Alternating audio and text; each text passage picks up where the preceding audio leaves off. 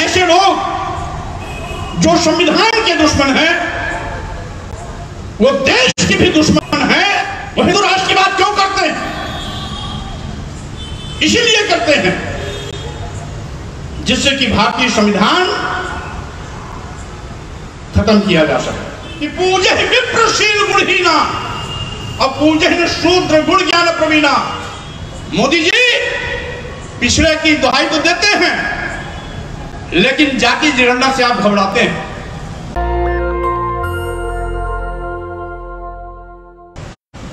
कि आज इस देश में संविधान विरोधी ताकतें सिर उठा रही हैं, हिंदू राष्ट्र की मांग कर न केवल देश को बंटवारे की ओर ले जाने की कोशिश कर रही हैं, बल्कि देश में स्थापित भाईचारा को भी खंड खंड करने में लगे हुए हैं। स्वाभाविक रूप से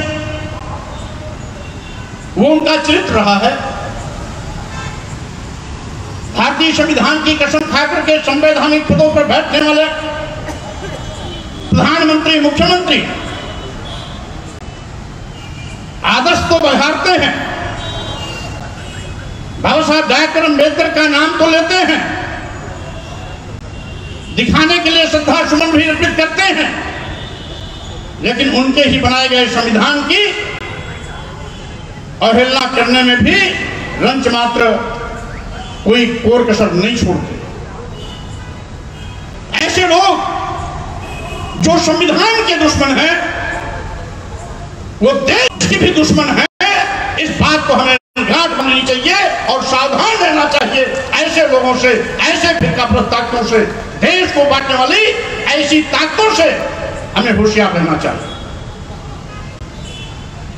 वो हिंदू राष्ट्र की बात क्यों करते हैं? इसीलिए करते हैं जिससे कि भारतीय संविधान खत्म किया जा सके। वो हिंदू राष्ट्र की बात क्यों करते हैं? इसलिए करते हैं कि अगर हिंदू राष्ट्र होगा तो हिंदू राष्ट्र का मतलब ब्राह्मण राज होगा, ब्राह्मणी व्यवस्था थोपी जाएगी, फिर से वर्णवाद जातवाद चलेगा, जातवाद के नाम पर भेदभाव चलेगा। आज भारतीय संविधान ने अनुच्छेद 15 के अंतर्गत जो हमें समता का अधिकार दिया है, धर्म, जात, लिंग और जन्मस्थान के आधार पर किसी के साथ भेदभाव नहीं किया जा सकता।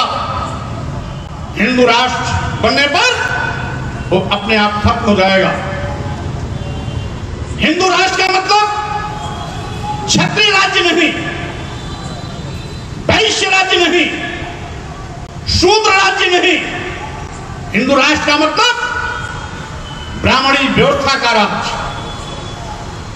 वो ब्राह्मणी व्यवस्था जो सैकड़ों साल मनु महाराज ने अपनी पुस्तक में लिखा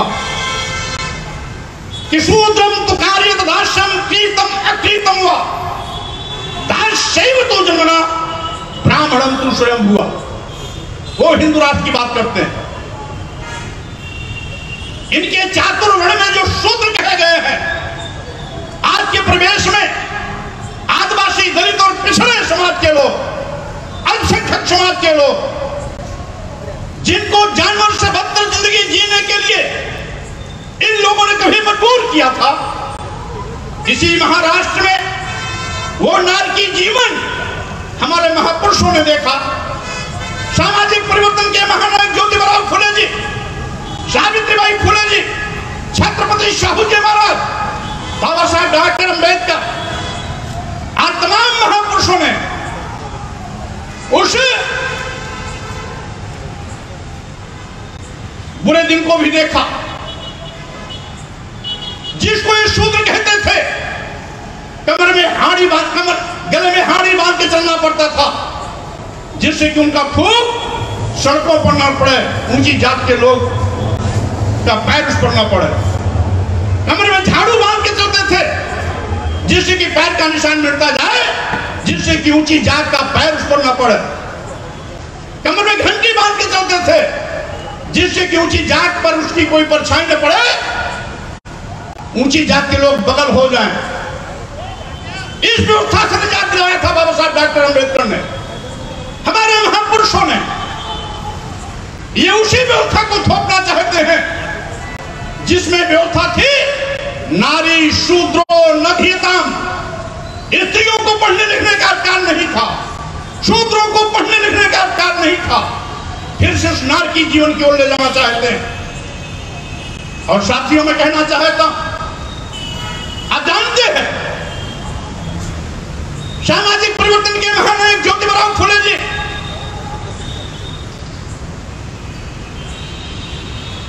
ने एक लंबा संघर्ष किया महिलाओं की शिक्षा के लिए। छत्रपति शिवाजी महाराज ने पहली बार अपनी हुकूमत में आरक्षण की व्यवस्था की।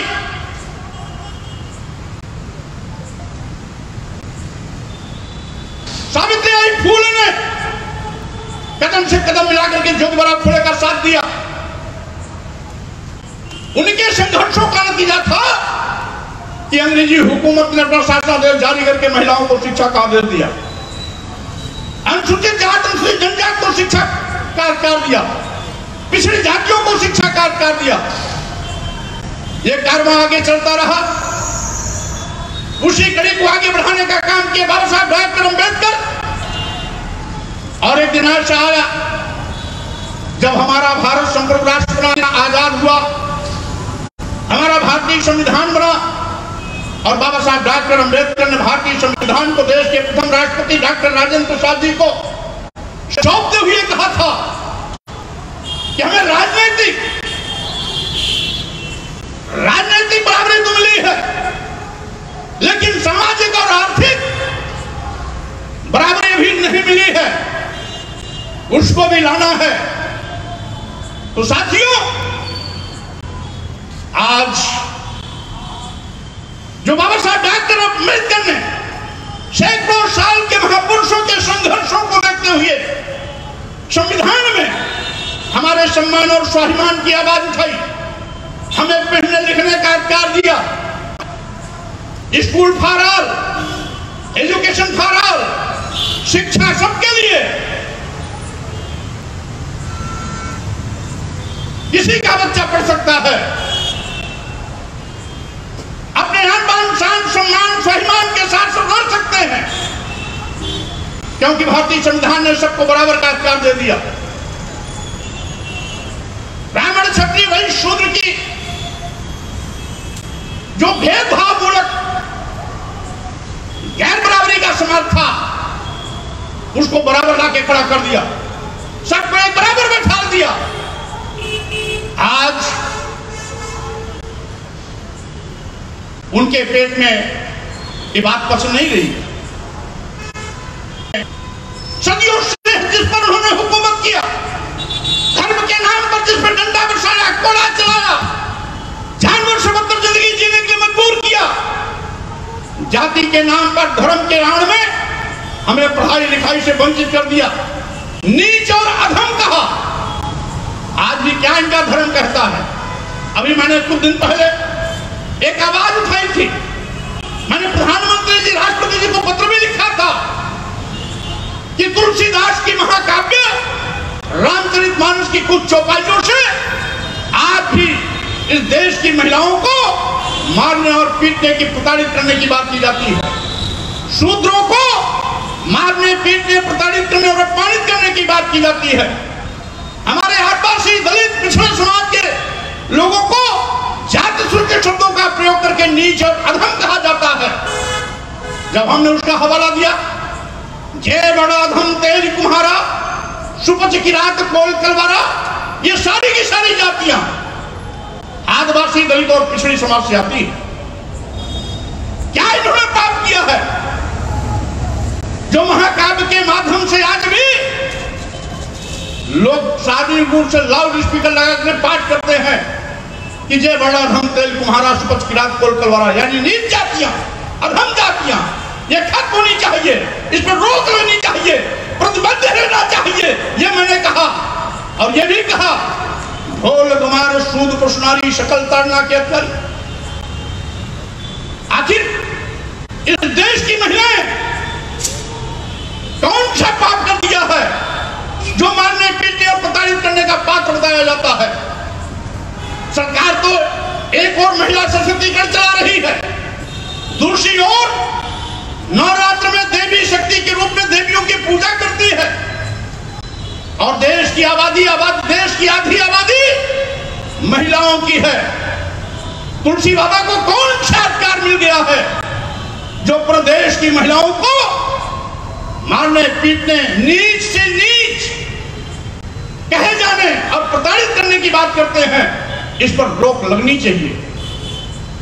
शूद्र समाज जिसमें आदिवासी, दलित और पिछड़े आते हैं, क्या गलती इन्होंने किया है कि आज भी इनको मारने पीटने प्रताड़ित करने की बात की जाती है?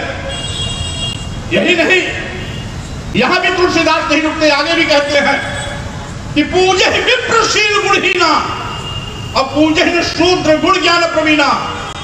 हिंदू राष्ट्र क्यों लाना चाहते हैं? इसीलिए लाना चाहते हैं कि पूजे विप्रशील गुणहीना, यानी लंपट हो, व्यभिचारी हो, दुराचारी हो, देशद्रोही हो, सारे गुण हो, लेकिन अगर वो ब्राह्मण है तो उसकी पूजी, उसको सम्मान करिए। लेकिन शूद्र कितना भी गुण ज्ञानी प्रवीण क्यों न हो, उसका सम्मान मत करो। आखिर क्यों? अगर वो ज्ञानी है, प्रवीण है, विद्वान है, ज्ञानियों से भी ज्यादा ज्ञाता है, तो हम उसका सम्मान क्यों न करें? इसलिए कि वो शूद्र है। और साथियों, यही धर्माचार्यों के तिकड़म से बाबा साहब को भी अपमान के कड़वे घूंट पीने पड़े थे। विश्व के सबसे बड़े विद्वान होने का खिताब पाने के बाद जब इस भारत भूमि पर आते हैं, किसी जाति व्यवस्था के शिकार होकर के पग पग पर नित्य प्रति क्षण क्षण उनको अपमानित होना पड़ता था। अपमान के तमाम कड़वे घूंट बाबा साहब डॉक्टर अंबेडकर ने पिए। संविधान बनाते वक्त तो चाहते तो बदले की भावना से जिन लोगों ने उनको अपमानित किया उनके खिलाफ कुछ लिख सकते थे, लेकिन बाबा साहब डॉक्टर अंबेडकर का दिल समुद्र से भी ज्यादा गहरा था। उनके विचार आकाश से भी ज्यादा ऊंचे थे, और इसीलिए जब संविधान लिखा तो एक भी शब्द पूरे संविधान में बदले से प्रेरित कहीं नहीं दिखाई पड़ा। उन्होंने सबके सम्मान की चिंता की। बाबा साहब डॉक्टर अंबेडकर जानते थे कि हम तो इस सामाजिक विषमता के शिकार रोज होते रहे, इस जाति व्यवस्था के शिकार हम रोज होते रहे, तो जातिवाद के नाम पर जो हमने अपमान सहे वो किसी और को सहना ना पड़े, इसलिए उन्होंने अपना उदार मन दिखाया, सबको समान अधिकार दिया। बाबा साहब के संविधान में न कोई ऊंच है न कोई नीच है, न कोई छोटा है न कोई बड़ा है, न कोई छूत है न कोई अछूत है, सभी बराबर हैं और सभी इंसान एक जैसे हैं, इसलिए बराबर हैं, कोई भेदभाव नहीं किया। यह बाबा साहब डॉक्टर अंबेडकर का बड़प्पना था, उनकी उदारता रही है।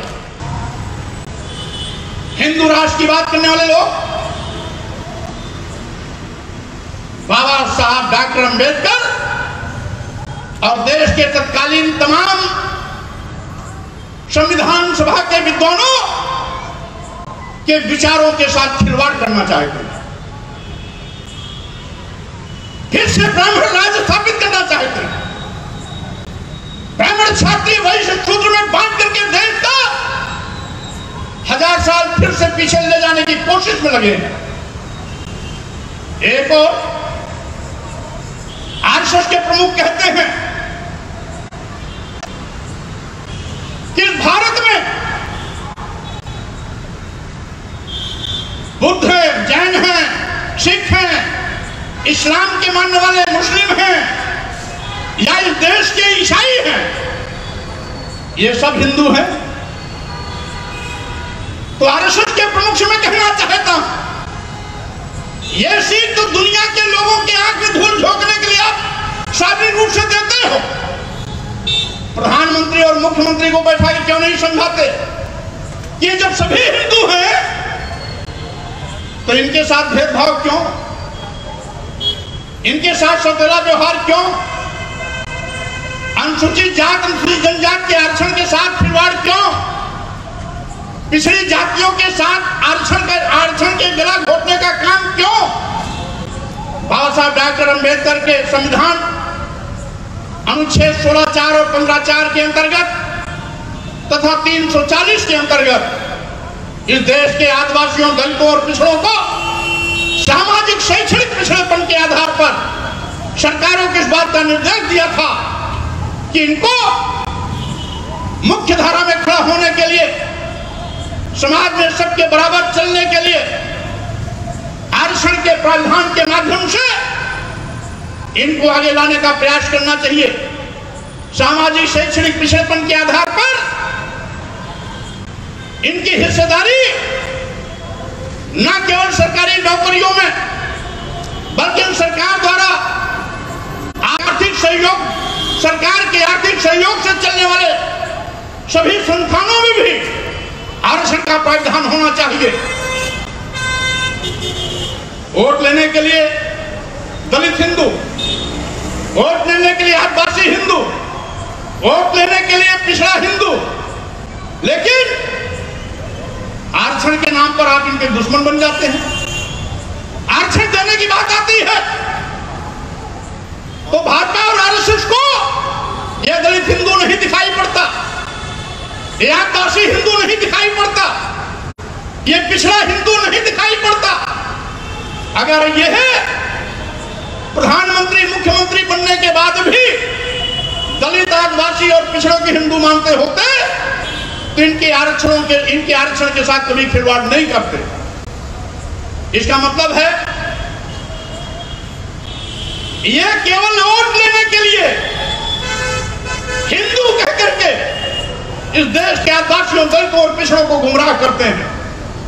वोट लेने के बाद आदिवासियों, दलितों और पिछड़ों के गर्दन पर तलवार चलाते हैं। बाबा साहब डॉक्टर अंबेडकर द्वारा दिए गए आरक्षण का गला घोटते हैं। आरक्षण का गला घोटने का मतलब संविधान के साथ खिलवाड़ करते हैं, संविधान की धज्जियां उड़ाते हैं। इसलिए साथियों, मैं आपसे कहना चाहता हूं, ऐसे धोखेबाजों से होशियार रहना चाहिए जो अपना उल्लू सीधा करने के लिए हमें हिंदू बनाते हैं और सत्ता में आने के बाद हमारे आरक्षण को खत्म करते हैं। आज अदानी और अंबानी को यह सरकार मेहरबान होकर के देश की सारी राष्ट्रीय संपत्तियों को औने पौने दामों में बेच रही है। आजादी के बाद ये पहली सरकार है जो राष्ट्रीय संपत्तियों को, राष्ट्रीय क्षेत्र के उपक्रमों को, विभागों को अपने चहेते उद्योगपतियों को दे रही है। अदानी को दे रही है, अंबानी को दे रही है और उद्योगपतियों को दे रही। क्या सारे बंदरगाह बेच दिया, एयरपोर्ट बेच दिया, एयर इंडिया दे दिया, सारे रेलवे स्टेशन देश के दे दिए, कई दर्जन ट्रेनें दे दी, LIC दे दिया, बैंक भी इन पर मेहरबान।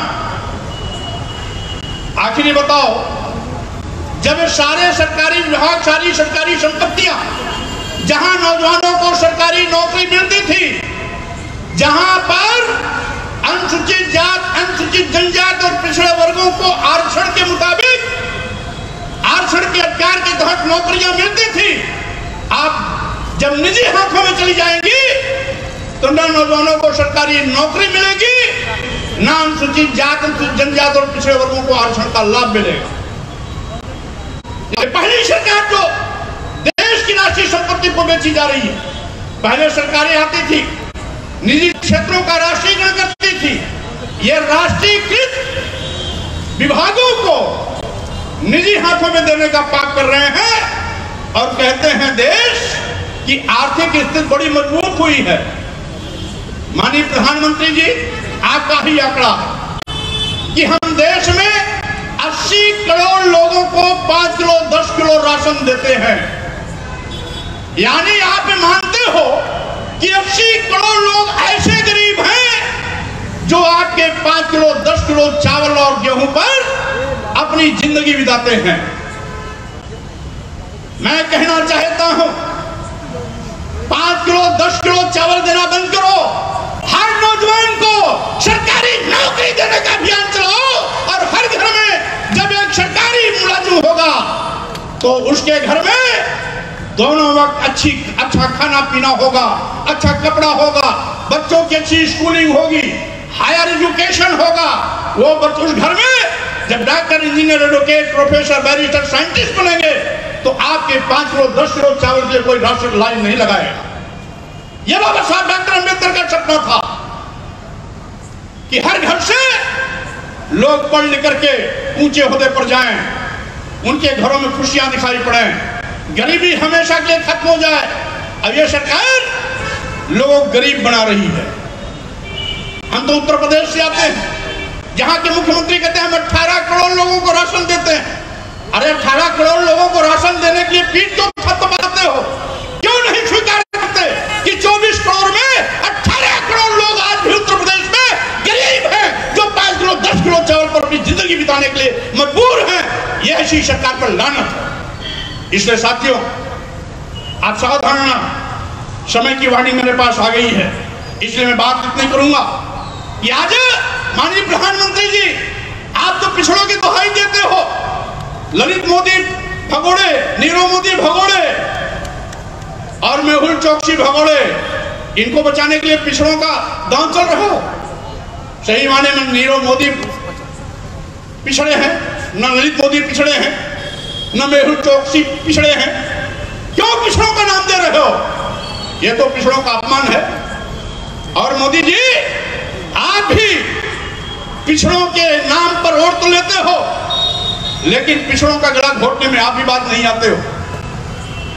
लिटरल इंडिया के नाम पर जितने भी आईएएस आपने बनाए हैं, एक भी शेड्यूल कास्ट का नहीं, एक भी बैकवर्ड नहीं, एक भी शेड्यूल ट्राइब्स नहीं। पिछड़ों का रोना बंद कर दीजिए।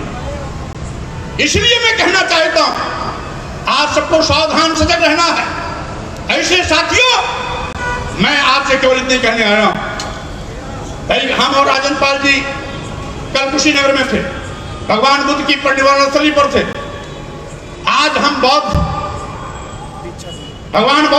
भगवान बुद्ध की इस वो पावन नगरी जहां बाबा साहब डॉक्टर अंबेडकर ने दीक्षा समारोह करके पूरे देश को बुद्धमय बनाने का अभियान चलाया था, हम आज उस धरती पर खड़े हैं।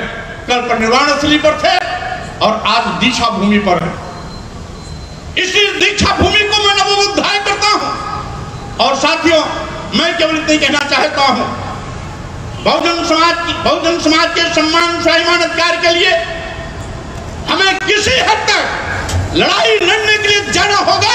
हम तैयार बैठे हैं। कहीं भी पूरे देश में इस आंदोलन को गति देनी होगी तो स्वामी प्रसाद मौर्य आपके साथ खड़ा रहेगा, बहुजन समाज के सम्मान और स्वाभिमान के साथ खड़ा रहेगा। ऐसे लोगों को चोट करने में हम पीछे नहीं रहेंगे जो बहुजन समाज के सम्मान और स्वाभिमान को निगलने की कोशिश में। इन्हीं शब्दों के साथ मैं आपसे भी कहना चाहूंगा कि आज मोदी जी पिछड़े की दुहाई तो देते हैं, लेकिन जाति जनगणना से आप घबराते हैं। जैसा कि अभी हमारे पूर्व वक्ता साथियों ने कहा, भारतीय जनता पार्टी कोई पार्टी नहीं है, ये आरएसएस की शैडो पार्टी है। आरएसएस का एजेंडा ही लागू करते हैं। अगर मोदी जी सही मायने में अपनी सरकार चलाते होते तो पिछड़ा होकर के पिछड़ों के हित के लिए जातिवाद जनगणना जरूर कराते। जातिवाद जनगणना नहीं कराते हैं इसीलिए कि साथियों इनको बजट का भी प्रावधान करना पड़ेगा, इनको आरक्षण भी समानुपातिक हिस्सेदारी देनी पड़ेगी। इसीलिए आपसे भी मेरा निवेदन है, ये नागपुर दीक्षा भूमि एक क्रांतिकारी धरती रही है, बाबा साहब डॉक्टर अंबेडकर की कर्म भूमि रही है। और साथियों आप सब इस ऐतिहासिक धरती के लोग हैं। इसलिए सभी भाइयों और बहनों को मैं केवल इतना ही कहूंगा कि आप सब इस अभियान में सड़क पर आना पड़े तो आए। हमें जहां बुलाएंगे हम आपके साथ खड़े रहेंगे। यद्यपि उत्तर प्रदेश में मैं सघन अभियान चला करके इस अभियान को घर घर पहुंचाने में लगा हूं। और जब से भाई राजेंद्र पाल गौतम जी बाबा साहब के मिशन के इस कार्यों को आगे बढ़ाने का संकल्प किए, हम इनके साथ में साथ देकर के हर जगह एक साथ पहुंचने की कोशिश भी करते हैं। इन्हीं शब्दों के साथ, चूंकि अभी माननीय गौतम जी इस कार्यक्रम की अध्यक्षता करें, समापन भाषण भी को होगा, इसलिए मैं आप सबको बहुत बहुत धन्यवाद देता हूं। जयंती के अवसर, महापुरुषों की जयंती के अवसर पर शुभकामना देता हूं। संविधान बचाने का संकल्प लेके जाइए। बाबा साहब की इस धरती, ऐतिहासिक धरती से अगर फिर से आपको बाबा साहब की तरह सम्मान स्वाभिमान के लिए निकलना पड़े तो निकल लेना साथियों। नेशनल दस्तक की आपसे गुजारिश है कि अगर इसको बचाना चाहते हैं तो नेशनल दस्तक को सब्सक्राइब करने के लिए रेड कलर के सब्सक्राइब बटन को दबाएं, फिर बेल आइकन की घंटी दबाएं। नेशनल दस्तक को बचाने के लिए बहुत जरूरी है कि हर खबर को शेयर करें, लाइक करें, कमेंट जरूर करें।